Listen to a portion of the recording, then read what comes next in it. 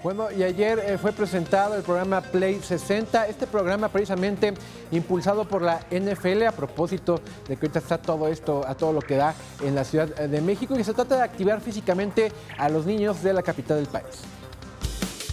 El partido de los Raiders contra los Tejanos, que se realizará el 21 de noviembre, será un gran impulso para que los niños y jóvenes se motiven a practicar el fútbol americano y activarse físicamente. Y como ya es una tradición, la NFL México reforzará el programa Play 60 para fomentar la actividad física en niños de primaria. Un programa que nos ha dado grandes satisfacciones y que ha impactado de manera muy positiva en los niños y niñas que lo practican, ya que les crea conciencia sobre la importancia de mantenerse activos por lo menos 1 hora al día de manera divertida y disciplinada. El Play 60 consiste en la impartición de actividad física para niños de educación básica, quienes durante 60 minutos podrán desarrollar su capacidad de organizarse y convivir de forma divertida a través del deporte.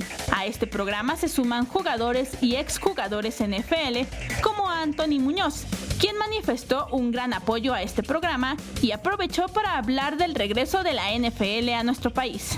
So for the kids to not only learn football through the Play 60 program, but to learn how important it is to exercise and to eat well is very important for their health.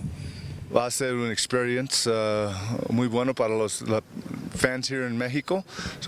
Ojalá que no es el último juego aquí en México. Con imágenes de Sergio Villanueva, Vianey Zárate, 21 Noticias.